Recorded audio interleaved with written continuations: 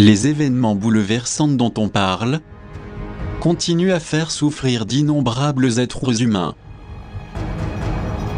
Et cela choque des centaines de milliers d'autres qui en sont informés. Il s'agit en effet d'effroyables événements que les maîtres du pouvoir mondial nous font subir. Nous voudrions exprimer, et en même temps réitérer notre question. Pourquoi autant d'injustice, d'abus de pouvoir au nom de la loi, et de perversité envers ces êtres innocents? Alors qu'en général, tout pourrait se résoudre par la communication, la concorde et le dialogue, est-ce que l'élite dominatrice n'y voit aucun intérêt, pour des motifs manifestement évidents?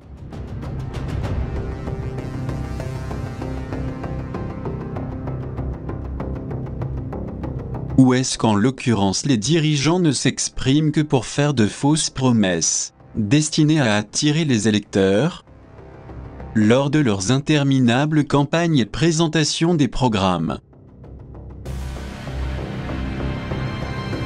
Est-ce juste pour cela qu'ils communiquent autant en imposant leur style, en même temps qu'ils promettent des améliorations? Pourquoi cette contradiction constante qui consiste à promettre, à essayer de convaincre pour ensuite trahir leurs engagements? Seraient-ils en train de jouer avec l'humanité, comme si nous étions des enfants attardés et ignorants? Comment explique-t-on qu'à ce stade, ils nous maintiennent toujours sous une incertitude, face à leurs abus, pour ensuite provoquer des atrocités, la crainte, la terreur et la paranoïa, dans une société déconcertée? Quelle est la cause de tout cela? Pourquoi autant de persécutions, de violences, d'emprisonnement, quand manifestement les gens ne réclament que leurs droits? Du travail, de l'équité, et que personne ne soit délaissé ni ignoblement dupé?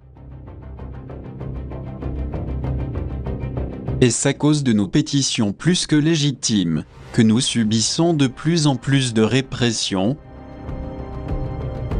Ne serait-il pas mieux que comme des personnes civilisées, ils nous donnent l'exemple avec des solutions cordiales? Tout porte à croire que cela s'avère impossible, dans une situation où l'élite du pouvoir cherche, au contraire, à provoquer des manifestations et des émeutes. En intensifiant les divisions, les affrontements et les crises, entre les gouvernants et la population. Cela crée les conditions pour que des groupes radicaux insubordonnés et très dangereux se forment. À la suite de quoi le nouvel ordre mondial trouvera l'occasion de mettre en exécution son plan subversif, soutenu par la Troïka européenne, qui en profitera pour justifier ses actions. Il va sans dire que leur seul intérêt, c'est d'accroître leur domination sur de nouveaux pays. De manière à déstabiliser encore plus n'importe quelle région du monde.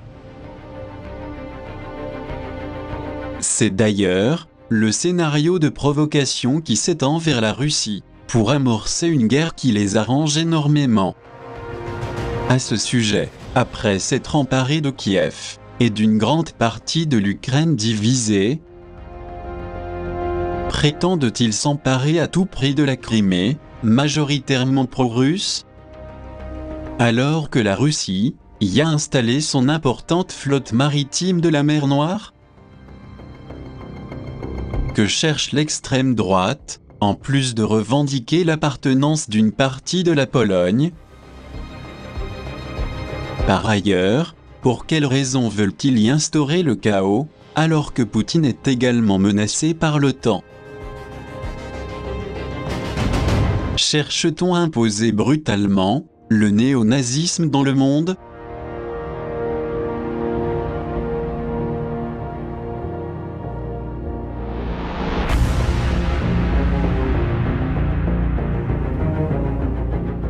Ne chercherait-il pas à détourner l'attention du monde entier, pour éviter que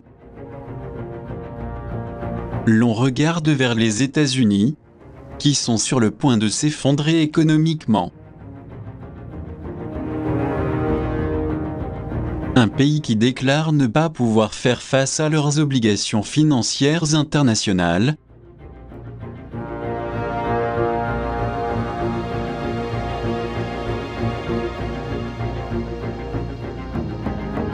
si tel est le cas, on peut facilement envisager une situation tendue vis-à-vis des pays créanciers.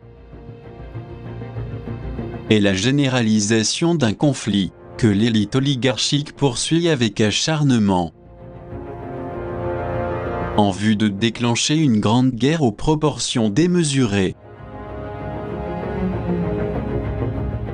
Leur crash financier serait-il aussi irréversible? Ce qui ferait qu'ils ne cessent de provoquer d'autres pays?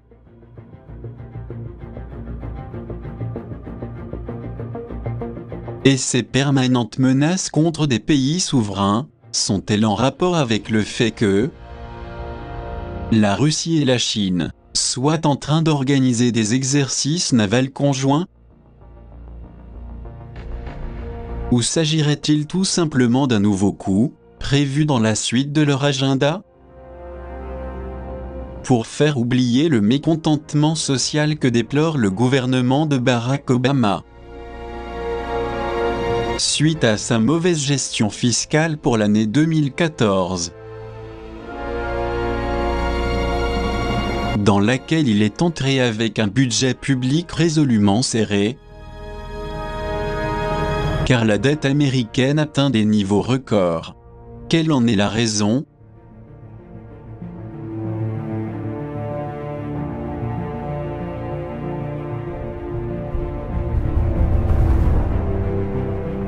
Tout en sachant que cela affectera directement les citoyens, dont certains se sentent énormément lésés, humiliés, appauvris, expulsés de leur domicile, à cause de la constante réduction des salaires, alliée à un taux de chômage galopant, ni plus ni moins, que 22 millions de chômeurs.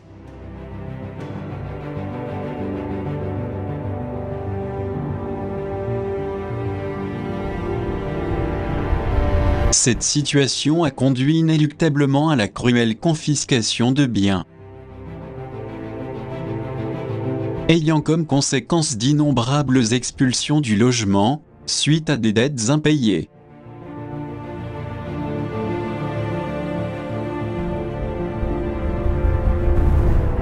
Comment expliquer dans ce cas les nouvelles et fréquentes coupures budgétaires dans le programme d'assistance alimentaire destiné à 45 millions de personnes sans ressources, la SNAP,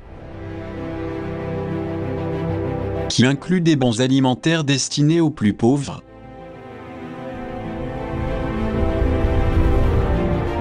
Pareillement, les aides financières destinées aux chômeurs se voient elles aussi diminuer.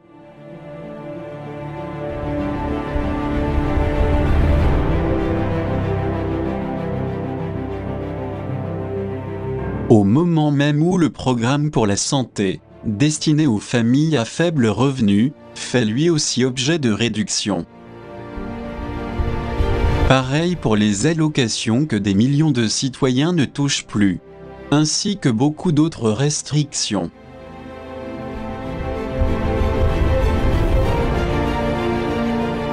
Serions-nous happés dans une spirale au milieu d'un tunnel obscur sans issue, contrôlé à la perfection par un système abusif et dominateur qui nous guette de partout,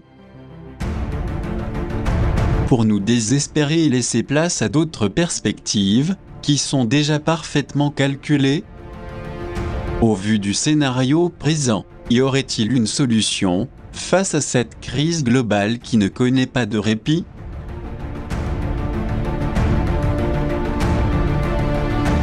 Ne serait-il pas intelligent et prudent de s'efforcer pour trouver une authentique solution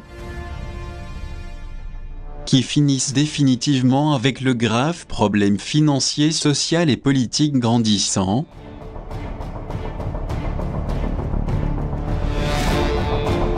Si c'est le cas, qu'en est-il du grand dirigeant débordant de promesses, qui a reçu un prix Nobel de la paix? C'est bien clair que la voie qu'il a choisie est celle de la provocation, de l'oppression, des crises, des menaces, des guerres secrètes, mais aussi déclarées. Est-ce que ces maîtres du gouvernement obscur et invisible lui ont donné des ordres précis et davantage de pouvoir pour générer ce chaos insupportable, jusqu'à ce que l'humanité explose de 1000 façons? Quoi qu'il en soit, son attitude est étrange, car il veut un accord avec l'Union européenne décadente et affaiblie, tout en essayant par tous les moyens de créer un conflit international avec la Russie. Actuellement dans son pays, il invite les militaires à mieux se préparer dans les casernes, afin de faire appliquer des mesures d'urgence et déclarer la loi martiale, chose jamais faite auparavant. Mais en plus de cette intolérable pression que nous subissons tous, de manière évidente ou simulée, quel serait le but de la création d'une flotte de satellites appelée police spatiale, STAR? Serait-ce comme ils le prétendent, pour rester uniquement en orbite et effectuer des observations scientifiques, pour éviter selon eux des collisions entre les satellites et les multiples débris spatiaux? Ou serait-ce plutôt pour étendre leur surveillance, aussi depuis l'espace?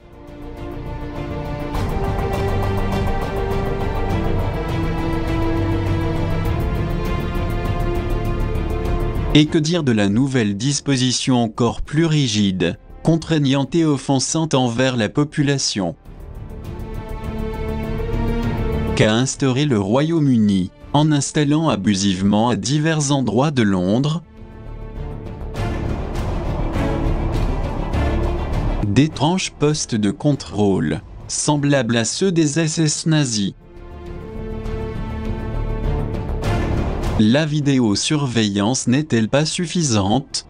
Était-il nécessaire d'y ajouter des postes de contrôle pour surveiller les citoyens?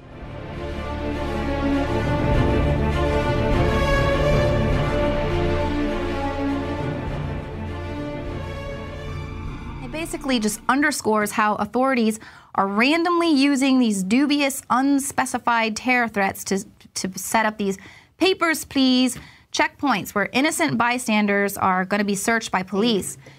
Oh my goodness, I can just hear the loudspeakers around the city of 1984-esque just announcing this to the people. This is okay, this is what we do, this is the new normal. So we're going to stop and search everyone, no rhyme or reason, we don't care about your rights. And this is, they're starting it there. They're trying to make the American people get used to it with the TSA and now going into sports stadiums and letting us know that there is this totally non-existent threat of terrorism, but that we should be on constant high alert for it.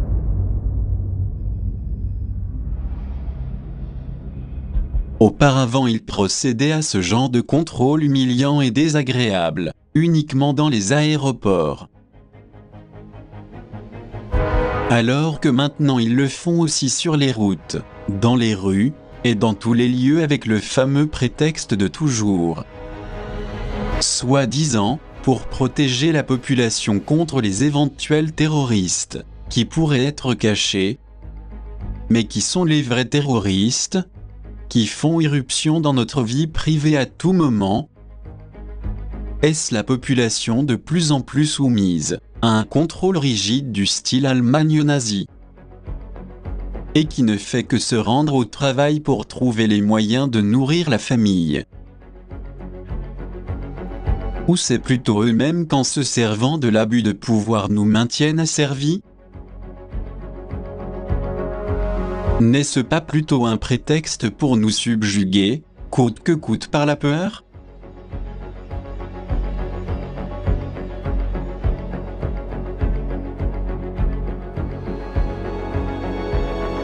Si tout continue de la sorte sans que personne ne les arrête, ils auront la meilleure excuse pour asservir la population. C'est ce dont a besoin l'élite au pouvoir, pour enclencher l'étape suivante et envoyer ses dociles pions pour l'exécuter. Et en cas de désobéissance, ils seront immédiatement évincés de leurs fonctions et remplacés par d'autres plus obéissants.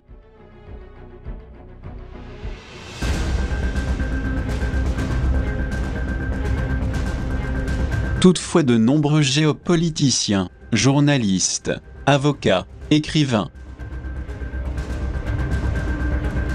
sénateurs, activistes, directeurs et acteurs de cinéma ont le courage de dire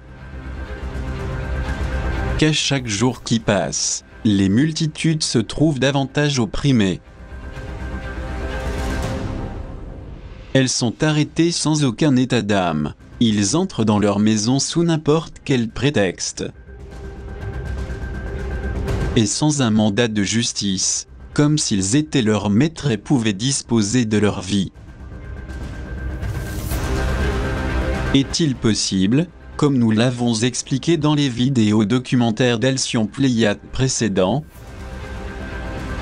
que le système totalitaire orwellien ne soit plus dans un futur mais qu'il est déjà en pleine concrétisation, et que beaucoup de gens l'ignorent encore, en croyant à des innombrables promesses stériles? C'est peut-être pour cette raison qu'une multitude de personnes dans leur étonnement se demandent naïvement: est-ce que ces endroits dangereux liés à des exterminations et des génocides existent-ils vraiment? Au sein de gouvernements qui proclament la liberté et la démocratie, comme les États-Unis et d'autres pays du monde, visiblement il existe beaucoup d'installations parfaitement préparées à ces fins ignobles, connues sous le nom de camps FEMA. Et cela nous l'avons déjà mentionné dans la deuxième partie de ce vidéo documentaire 19. Ces constructions de haute sécurité sont réelles et bien préparées aux États-Unis. Mais elles sont également très bien réparties de manière discrète dans plusieurs pays d'Europe. Et ce en plus des anciens camps de concentration et d'extermination nazis. Et des horribles goulags de l'Union soviétique, à l'époque du dictateur Staline. Ou des camps de concentration et de réclusion de la guerre civile et de la répression franquiste en Espagne. Indépendamment de ça, existe-t-il d'autres camps d'enfermement qui n'ont pas été divulgués et qui se trouvent bien camouflés pour éviter des soupçons gênants? En tout cas, ça permettrait d'éviter de faire des déclarations publiques qui soulèveraient davantage de doutes et de questions. D'autres centres de répression se trouvent cachés à travers l'Europe. Comme certains, qui apparemment sont maintenus pour les innombrables visites touristiques ou d'État. Et qui en même temps sont conservés pour soi-disant célébrer des pseudo-hommages lors des anniversaires de l'Holocauste. N'est-ce pas une bonne façade pleine de cynisme, pour les tenir opérationnels le moment venu? Lorsque la réaction désespérée de la population s'accentuera, et que les soupçons de leur existence seront confirmés? Et que fera le sommet du pouvoir, quand il verra que l'immense majorité des gens vivent désespérément dans l'indigence et sans travail? Se pourrait-il alors que ces camps soient mis en service, ou tout reviendra à la normale comme certains pourraient le croire? Ou bien découvrira-t-on stupéfait leur ignoble agenda génocidaire, destiné à être appliqué sur 80% de l'humanité?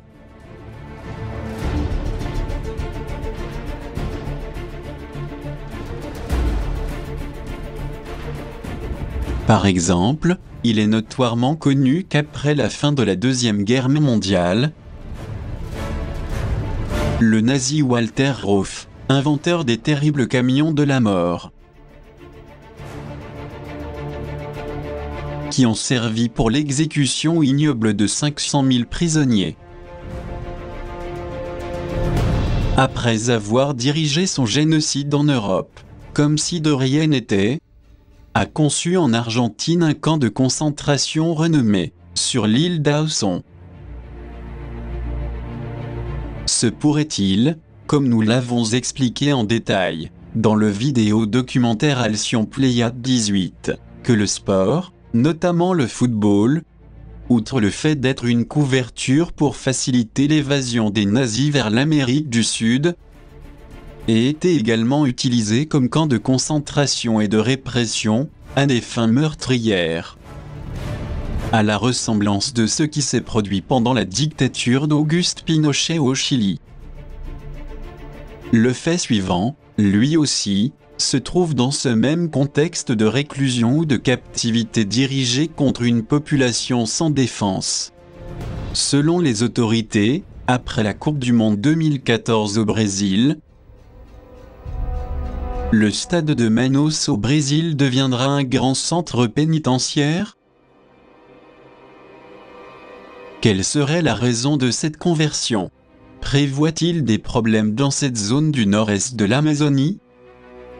Pense-t-il organiser une déportation massive depuis les grandes villes, alors que la population n'en est absolument pas informée?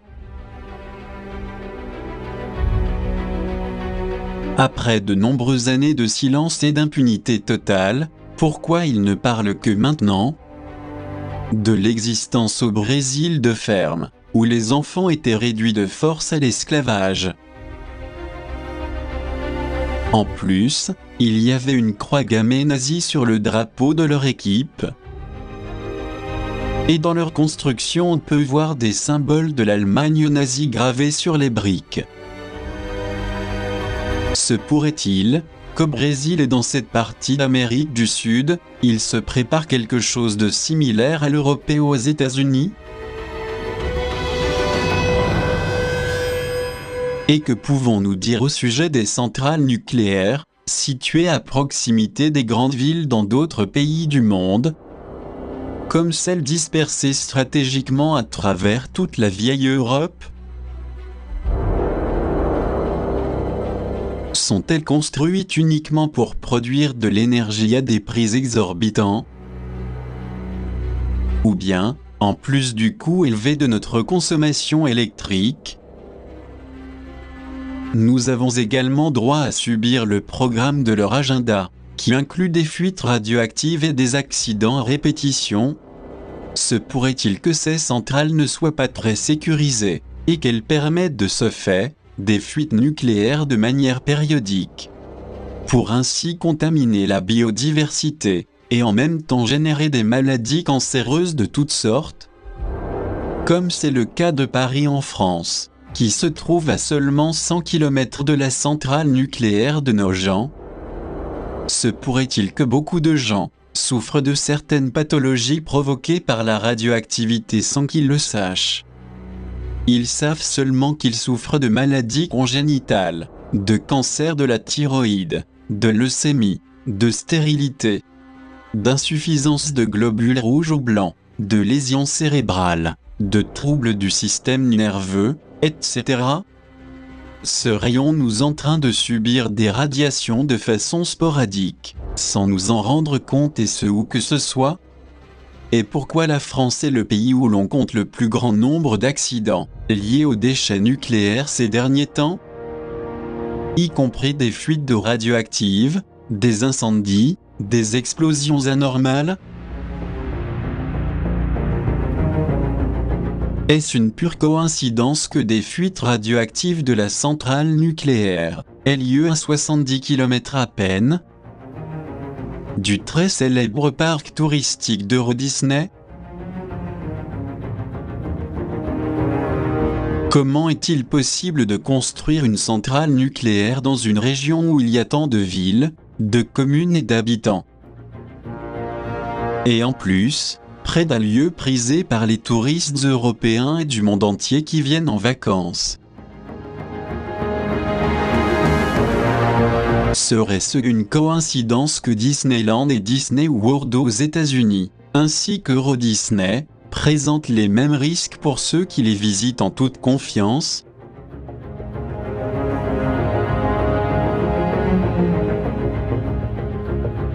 Et quelles conclusions pouvons-nous tirer du fait que le parc Disneyland de Tokyo, Japon, lui aussi, soit également entouré de plusieurs centrales comme celle de Kashiwazaki, Shika,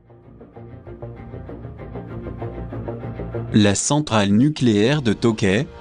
Pour autant, ce ne sont pas les seuls graves dangers qui guettent à peu de kilomètres de distance.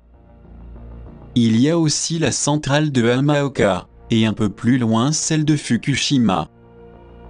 Mais est-il possible que la capitale du Japon, Tokyo, ait son principal parc d'attractions pour enfants soit incroyablement entouré de dangereuses centrales nucléaires comme celle que l'on vient de mentionner?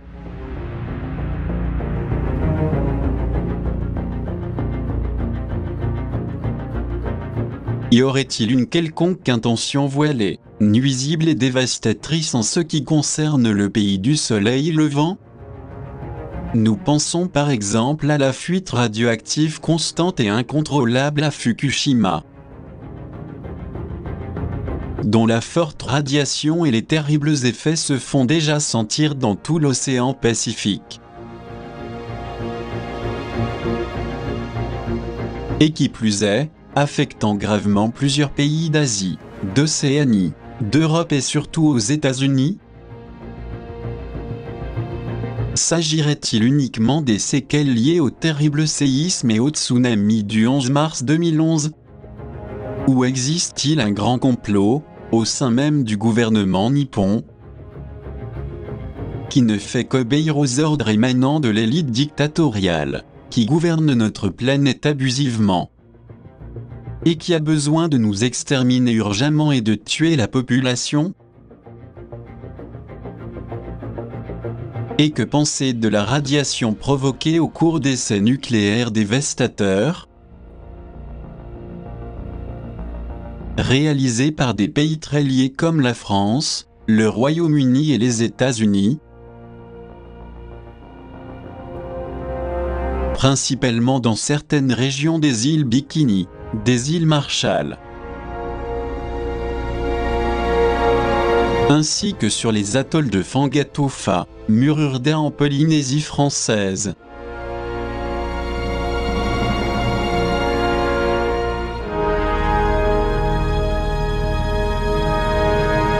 Ou encore sur les atolls de Kiribati et de Johnston, des zones frappées par d'innombrables essais nucléaires. Et comme par hasard, toutes ces îles sans exception se trouvent dans l'océan Pacifique.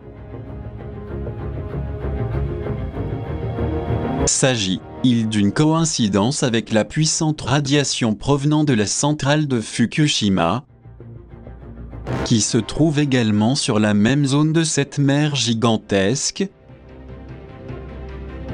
Se pourrait-il que tout soit très bien planifié pour contaminer l'océan Pacifique de diverses manières? Quel est le but de ce fait macabre totalement ignoré de l'humanité en général?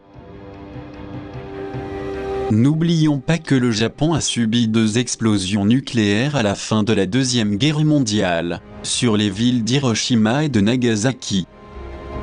Et malgré les années, des résidus, des maladies et des malformations génétiques subsistent encore au sein de la population.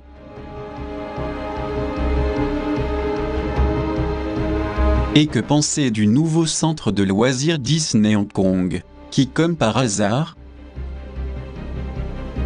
a été construit à 40 km à peine de la centrale nucléaire de Lingao en Chine, à 65 km de la centrale chinoise de Daya Bay, et en plein milieu de quelques villes avoisinantes?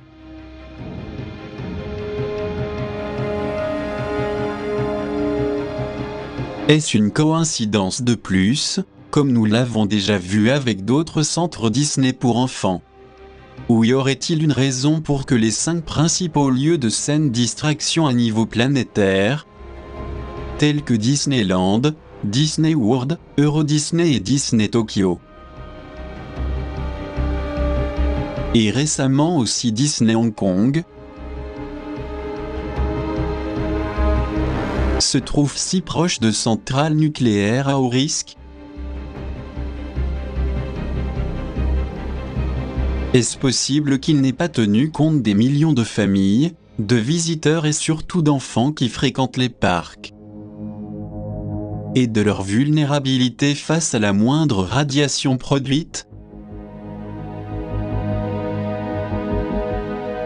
En fait, est-ce que ce dont on parle pourrait faire partie de l'agenda secret des aliens exterminateurs ténébreux, dans lequel il y aurait une terrible conspiration destructrice concernant les parcs d'attractions?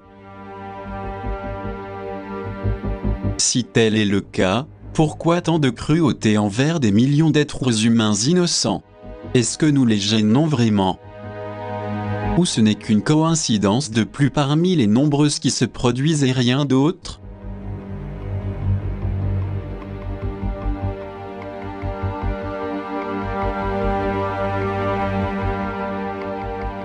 Si nous revenons en Europe ou en France, nous verrons qu'il y a d'autres villes importantes. En plus de Paris, comme nous l'avons déjà évoqué auparavant, telles que les grandes villes de Toulouse, Rouen, Reims, Metz, Nîmes, Orléans, Lyon, Bordeaux, qui se trouvent aussi très près de centrales nucléaires dangereuses. Rappelons-nous ce qui a été exposé dans le documentaire vidéo 14 au sujet du fait que la soi-disant Union européenne avait fait une simulation intégrale visant la possibilité d'un attentat biologique ou toxique grave à Lyon. Y aurait-il un lien avec cette centrale proche de cette grande ville française? Et pourquoi la tour Eiffel a-t-elle été évacuée pour la 3e fois en quelques mois, cette année 2013? Comment est-il possible que la plus grande attraction touristique de la capitale française subisse ce type de contraintes? Est-ce fait dans l'intention de créer davantage de stupeur, de paranoïa et de terreur parmi la population parisienne? Et parmi une quantité massive de touristes présents chaque jour? Et que peut-on dire de Londres, située à seulement 58 km de Bradwell, une autre centrale nucléaire à risque? Et qu'en est-il des centrales qui se trouvent près de certaines villes comme Glasgow, Bristol, Édimbourg, Exeter, Leeds, ainsi que celles de Cardiff, Darlington, Manchester, Norwich, Liverpool? Existe-t-il une explication à cela? Pourquoi, comme par hasard, il y a eu une fuite dans la centrale nucléaire de Sellafield près de Seascal en janvier 2014? Et que dire au sujet des centrales situées près de villes de Berne, Lucerne, Zurich, Basel en Suisse?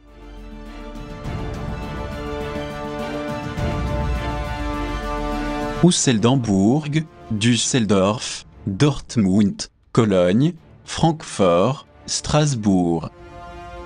Au passage, on y ajoute Stuttgart, Nuremberg, Hanovre, Berlin, Brême et Munich en Allemagne. Pour quelles raisons toutes ces villes se trouvent-elles à proximité de centrales nucléaires dangereuses et obsolètes? D'autre part, quelles conclusions pouvons-nous tirer des projets de centrales nucléaires en attente, qui devaient sortir de terre en Italie et en Autriche,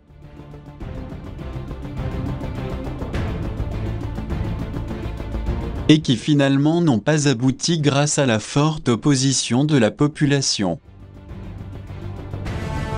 qui est parvenue à paralyser les projets par de nombreux référendums populaires? Ne pourrait-on pas agir de la sorte dans les autres pays contre toutes les centrales menaçantes? Ou est-ce que l'élite en connaissance de cause les a sous contrôle, grâce aux bases de l'OTAN et des États-Unis installées très près des grandes villes?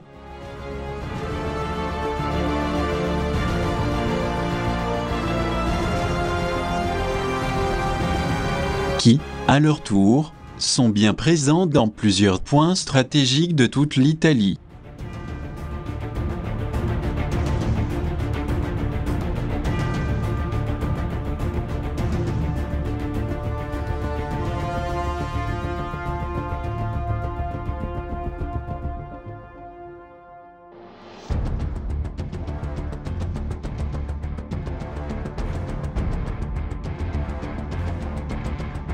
Et que peut-on dire des 2 centrales nucléaires de Tihange et d'Hoel, en Belgique,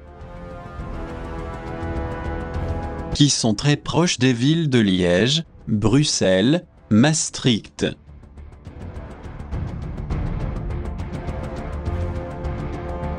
Et de celle de Doel, accolée à Anvers, Gand, Bruges, et même à Eindhoven en Hollande? D'autre part, que penser de la centrale nucléaire de Paz en Hongrie, près de Budapest et d'autres villes importantes?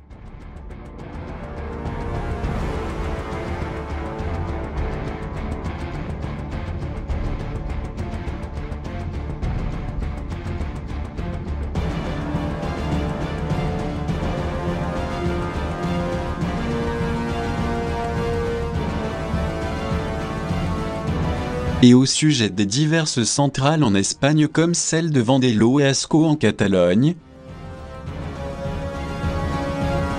pourquoi sont-elles si proches de Barcelone, de Reux, Tarragone, Sitges et d'autres communes?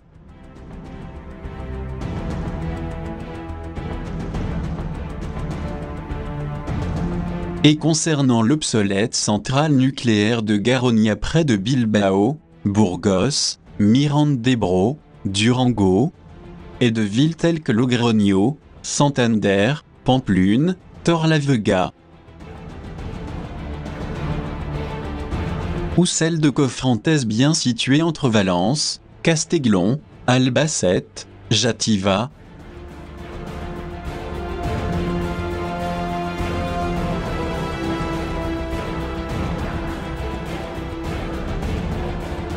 Et aussi celle de Trio très près de Guadalajara, Alcalá de Henares, Madrid, Getafe, et de beaucoup d'autres villes.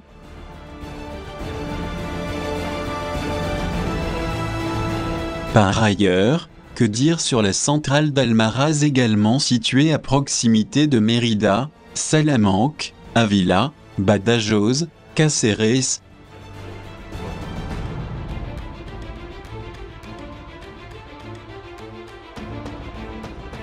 et qui couvre dangereusement aussi tout le Portugal du nord au sud. Principalement les villes avoisinantes comme Castelo Branco, Portalegre, Guarda, Covila, Coimbra, etc.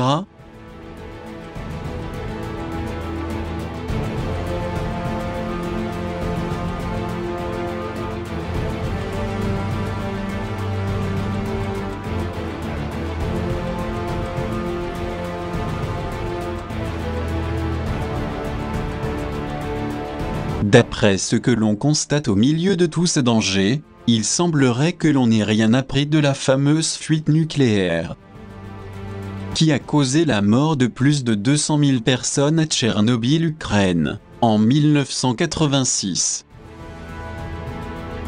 et affecté des millions de gens dans toute l'Europe jusqu'à nos jours.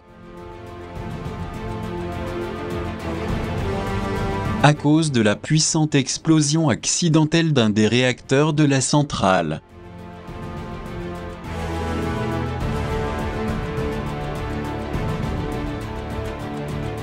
Se pourrait-il que tout ait été provoqué intentionnellement dans un but très précis?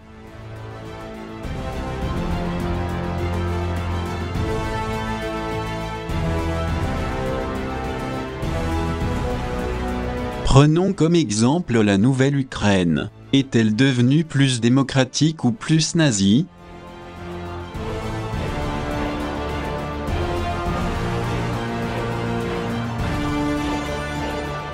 Dans ces conditions, l'Europe n'est-elle pas globalement à notre insu, en train de devenir un grand centre de concentration ? Un énorme ghetto assez fortifié et contrôlé par de nombreuses centrales et de réacteurs nucléaires dangereux ?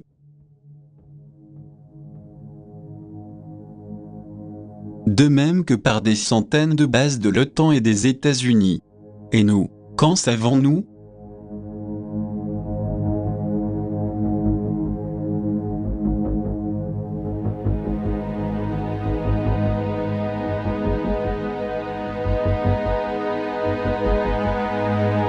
Est-ce bien le début du grand plan secret, concernant la fameuse Union Europe-Troïka-États-Unis ? Sont-ils dans l'attente du bon moment pour nous faire subir une crise terrible ? Et pour nous pousser à bout, et nous exterminer ensuite sans aucun obstacle ?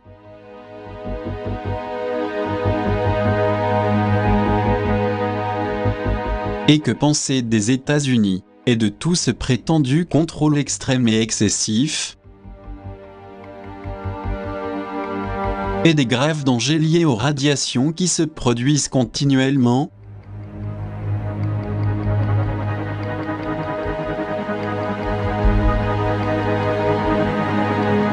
Y aurait-il une réaction démesurée, lorsque les Américains plus conscients se rendront compte qu'en plus de ces centrales nucléaires, il y a aussi des centaines de camps de concentration, conçus pour enfermer et assassiner ignoblement une grande partie de la population ? Ou bien se laisseront-ils conduire passivement dans des camps d'extermination, comme ça s'est déjà produit dans l'Allemagne nazie avec des millions d'innocents ?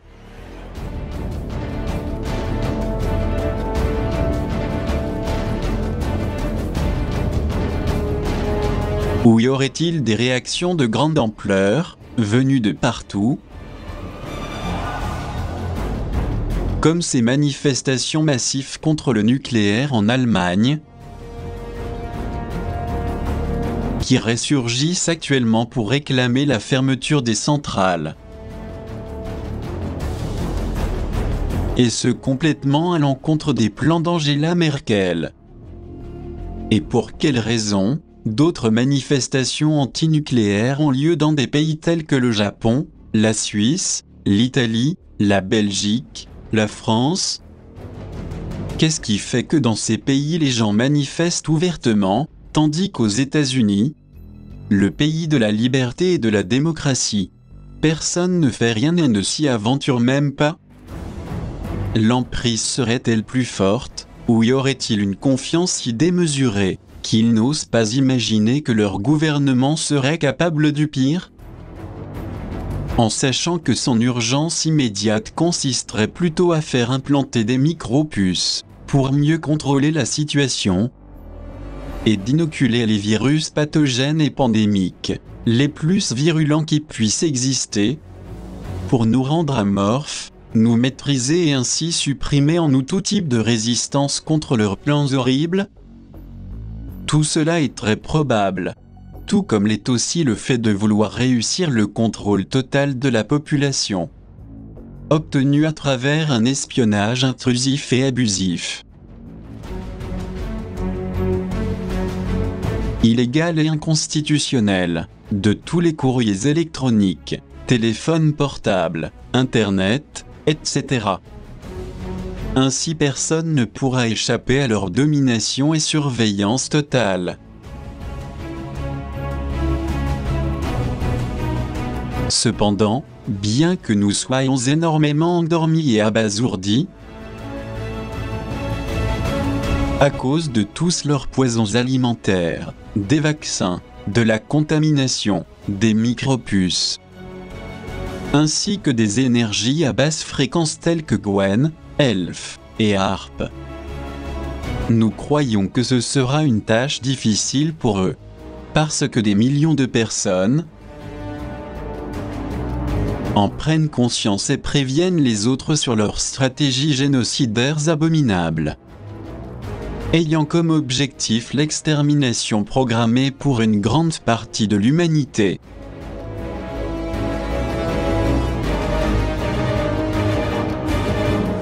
Et nous ne sommes pas les seuls à en parler, d'autres en parlent aussi avec certitude. Par exemple, l'ex-gouverneur américain du Minnesota Jesse Ventura, le journaliste enquêteur Alex Jones,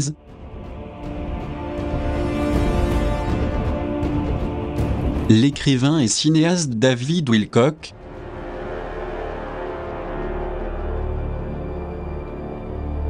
l'analyste, politicien et académicien Webster Tarpley,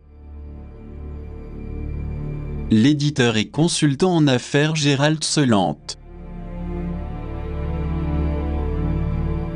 l'écrivain et témoin du projet MKUltra, Cathy O'Brien, la journaliste d'investigation du projet Camelot, Kerry Cassidy, le célèbre écrivain David Icke et beaucoup d'autres, qui connaissent précisément l'horrible plan des aliens déguisés en humains.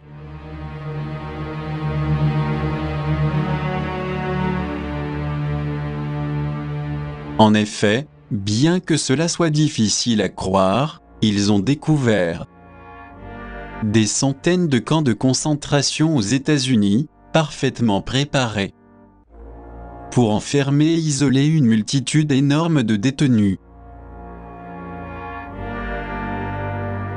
ainsi que toutes les personnes dissidentes, afin de les priver illégalement de leur liberté.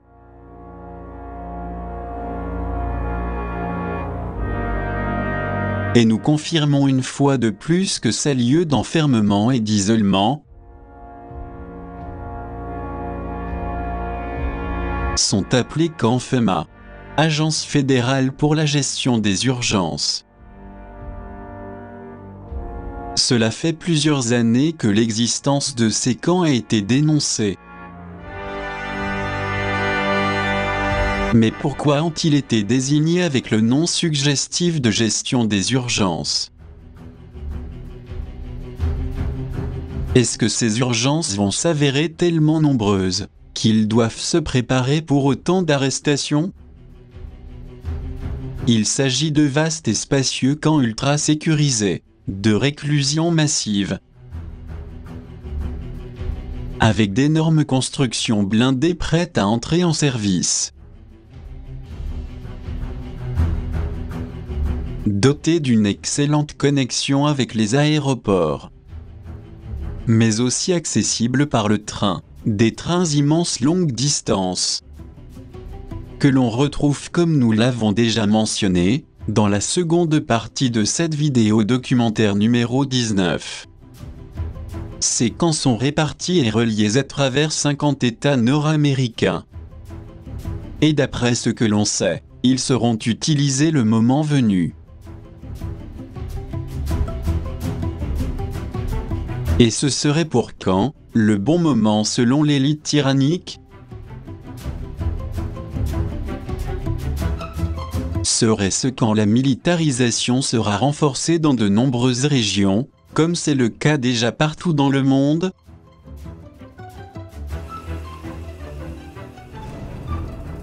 Mais serait-il possible que cela se produise dans l'Europe démocratique et libre? Tout comme aux États-Unis, pays de la liberté et de l'émancipation? Et pourquoi autant de camps FEMA et de centrales nucléaires disséminées dans tous les États-Unis? Est-ce parce que les gens sont plus sensibles et enclins à détecter ce que fait le gouvernement? Ou est-ce parce qu'il y a des millions de dissidents et de terroristes infiltrés dans toute l'Amérique? Alors si c'est bien le cas,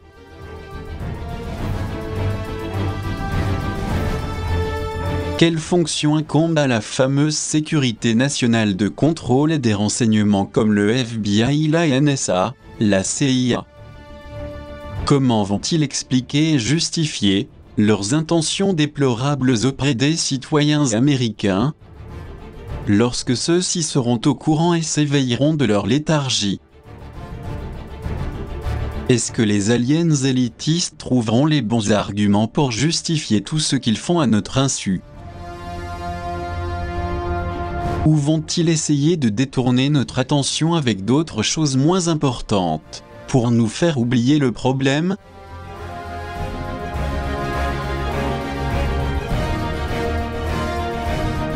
Il faut se rappeler qu'à l'époque de l'Allemagne nazie, il y avait à peine une centaine de camps d'extermination. Et que 6 millions de personnes ont été lâchement assassinées dans les principaux camps,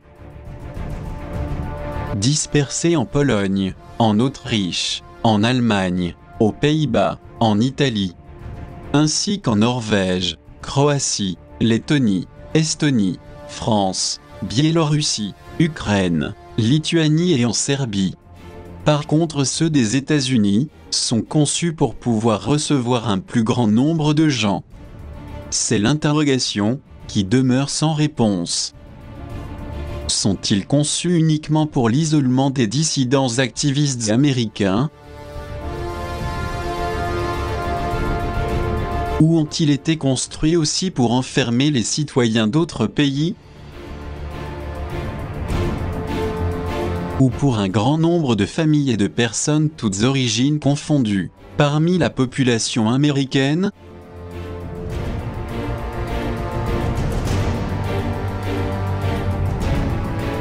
Par ailleurs, il y a un fait macabre dont il existe également des photos, ainsi que des enregistrements filmés dans ces horribles camps de la mort. Il s'agit de centaines de milliers de grands cercueils, dont chacun peut recevoir 3, voire 4 corps. Force est donc de constater que tout est minutieusement préparé. Ce à quoi viennent s'ajouter de nouvelles zones créées récemment, pour qu'ils puissent mettre en application leur énorme et effroyable génocide mondial.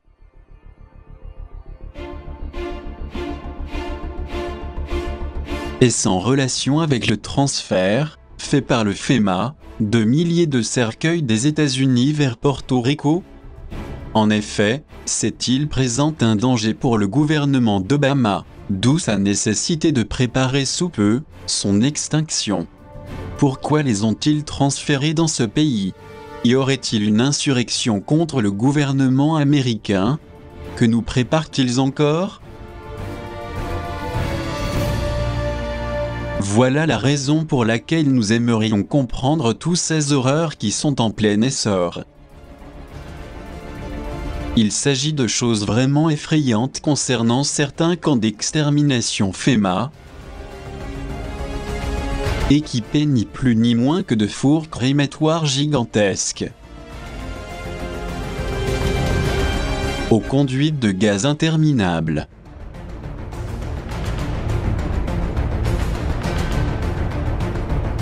D'autre part, comme nous l'avons déjà dit, il y a aussi de longs trains à 2 étages pour les transferts, ainsi que des caméras de vidéosurveillance partout. Des milliers de baraques bien placées et parfaitement alignées prêtes à être habitées, incluant des espaces libres clôturés, équipés de fils de fer barbelés, avec les pointes vers l'intérieur, etc. The FEMA plans to imprison American citizens have generated a lot of interest around the country in locating the potential prison camps throughout the country. These may be facilities currently being used as prisons. Inside this building, we see more of the motion-activated detectors, electronic turnstiles, and prison bars.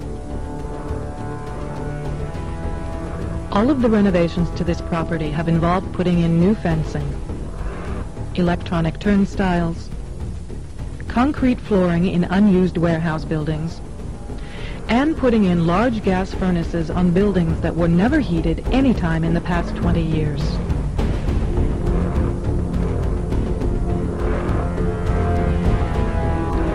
Outside this building is fencing and a cattle run section of fence, all topped by barbed wire, pointing inward, not to keep people out, but to keep people in. This was common throughout the facility, particularly the new fencing that had been erected. The gas lines and gas pipes at the facility run the length of the buildings.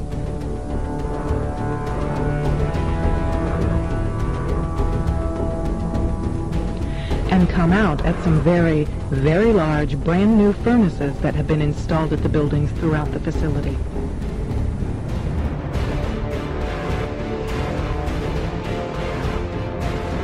Alors si le futur horrible qui nous attend est celui que l'on vient d'énoncer, la question qui se pose est la suivante. À qui ces gigantesques camps de détention massifs sont-ils destinés ? Ont-ils été construits pour incarcérer et enfermer uniquement les activistes dissidents ? Ou également, comme le montrent les enregistrements vidéo, pour les exterminer impunément ? Tel que cela a été fait avec les 6 millions de juifs innocents, à l'époque de l'Allemagne nazie.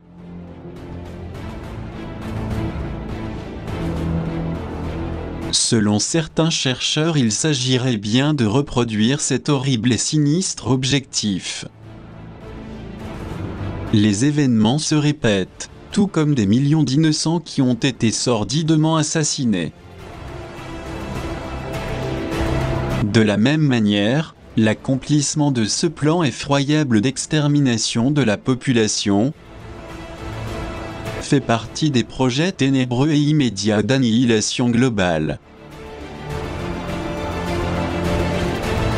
Pour ce qui est du génocide perpétré contre le peuple hébreu et d'autres races.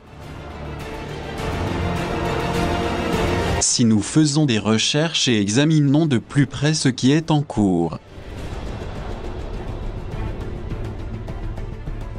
et si en même temps nous nous activons, nous nous impliquons, c'est sûr que nous serons plus vigilants et engagés. Et si avec courage et détermination, ensemble, nous exigeons que justice soit faite, il est certain que cet horrible plan d'extermination ne se reproduira plus.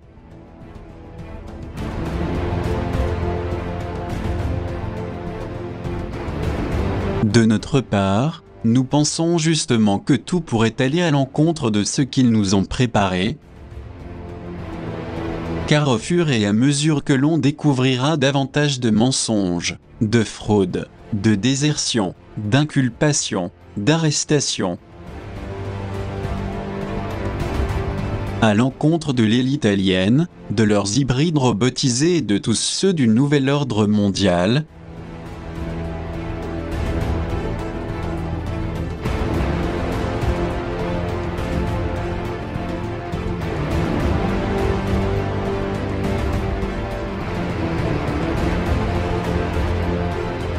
il est fort probable que ces horribles et abominables camps FEMA seront plutôt utilisés pour enfermer et emprisonner nos geôliers dominateurs. En attendant que les mesures juridiques Terre Cosmos soient appliquées.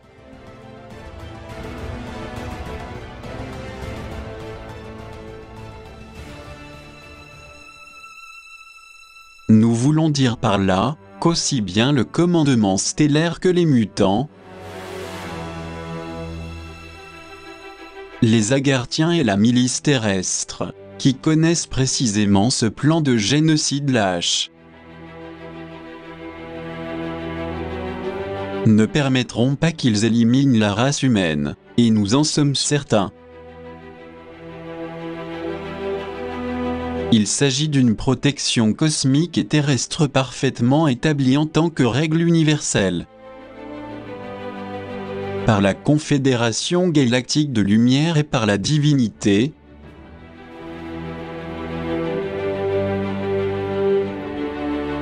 qui a été créé pour que ces intentions macabres d'extermination ne se produisent jamais. C'est pourquoi nous insistons sur le besoin urgent d'en prendre conscience et d'élever la fréquence vibratoire de notre vie, afin de former collectivement une immense équipe pour nous aider, nous soutenir, nous comprendre. Car il est impératif qu'ils voient que nous sommes vraiment solidaires, actifs, que nous nous impliquons et faisons constamment pression, et que nous redoublons d'efforts et de volonté, pour que notre pouvoir, issu d'une union sincère et forte, nous rende invincibles. Ils doivent savoir que nous sommes les descendants d'une race supérieure, cette race même qui va nous sortir de l'énergie dense reptilienne héritée, et que les êtres de lumière voyant notre dynamisme et élan, nous viendront en aide le plus tôt possible.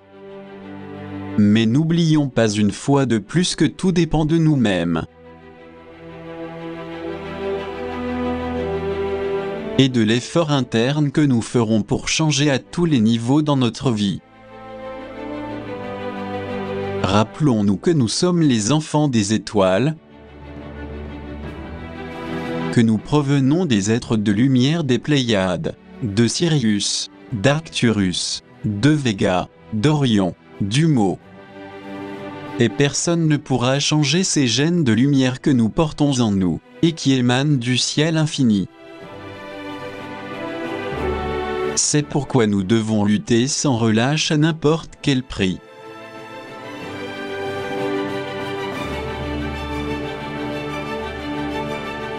Car seule l'union cœur et conscience crée la force nécessaire.